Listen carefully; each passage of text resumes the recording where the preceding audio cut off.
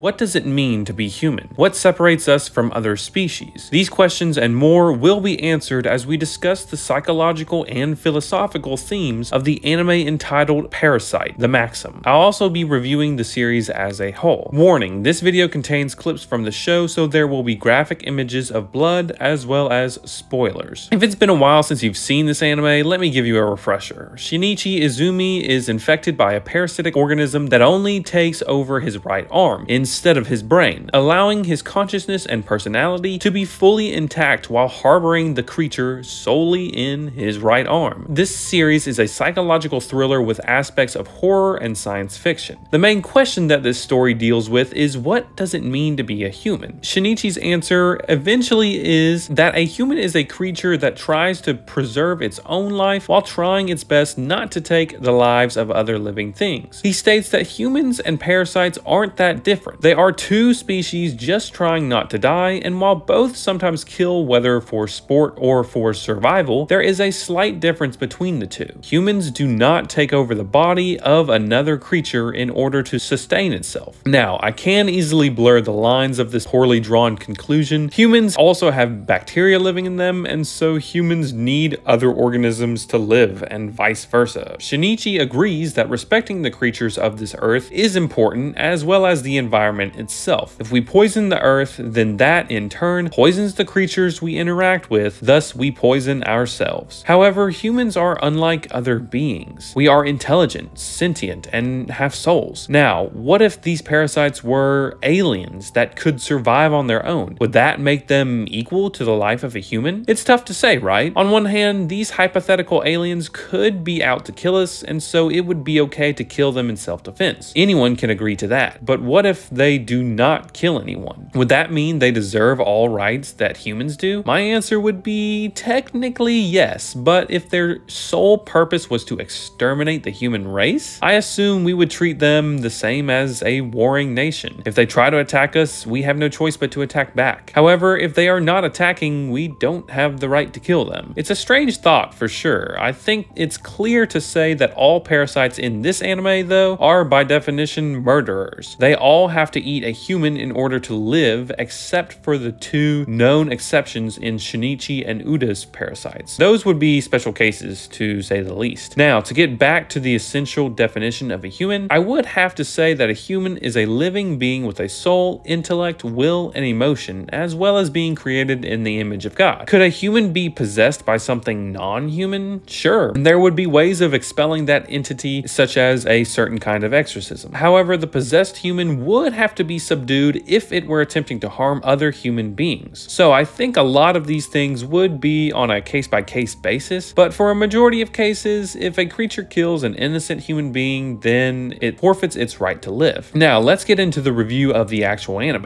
Parasyte was an incredibly juicy psychological thriller. It had tons of suspense, weird powers, and great character writing. I thought they handled the themes of this show quite well, discussing the definition of humanity. It didn't drag on for too long in any one plot point, and it was easily digestible in a 24-hour period where I watched all 24 episodes. Each episode had fighting, analytical, strategy, and philosophical discussion. Sure, the fights weren't phenomenal or anything, but the essence of the show was to ponder larger-than-life questions and just make you think. If you've ever seen Death Note or Psychopaths, then you know what I'm talking about. Shinichi had a very difficult life after receiving his parasite, but the way he changed into a completely different person was definitely justified. He saw tons of death, made a lot of hard choices, and won many battles against impossible odds. I can't think of a better way he could have been written, considering he was just a high school kid as all of this stuff was happening to him. I mean, this show was crazy, and dang, I really liked Kana's special power. It sucks we never truly understood how she was sensing those parasites. It was a little weird that her main trait was being in love with Shinichi, but come on, this is anime. If the main character doesn't have a harem, then can you even call it an anime? Hey, I did enjoy an anime where the MC actually ends up with his crush. Murano was there to bring Shinichi back to his humanity when it seemed like he was becoming less and less like himself. It was surprising the way their relationship developed slowly early on and then ramped up towards the end, but I thought Shinichi deserved that reward. Oh yeah, side note, I totally forgot to put this in here, but the score was amazing. amazing. The music had dubstep in it, this tiny little piano melody that was incredibly insightful, and it gave the series an air of beauty when it really was a completely dark show. When the fight scenes came up, it had that loud dubstep music that had heavy metal in it, and it kept clanging. It really ramped up the intensity of the scene, definitely during the fights, and so I just wanted to throw that in there. This anime could have been drawn out, but I'm so glad that it wasn't. You know how I love shows with quality over quantity, right? I also think some famous YouTubers like Pokimane say that this anime is one of their favorites, and I can totally see why. Personally, it's a solid story, don't get me wrong, but I think I would give it an overall 8 out of 10 score. Lots of times a show can be enthralling, enough to binge until the end, but that doesn't necessarily mean it's a favorite of mine. I didn't watch Cowboy Bebop in one day, but it's still my second favorite anime of all time. Yes, some stories have these episodes that leave you wanting more, so you watch until you just finish it. However, that's just human nature, to see what happens in the end. Curiosity definitely got the better of me while watching this anime, but ultimately it lands somewhere on the very, very good, but not revolutionary tier. Parasyte is a fantastic psychological thriller. It's got characters with reasonable motives, an enticing plot, and a thought-provoking main theme. Did you guys like Parasyte? What did you think of the way it answered some of the questions that it posed? Make sure to subscribe for more anime content. As always, this is Eagle-Eyed Samurai, signing off.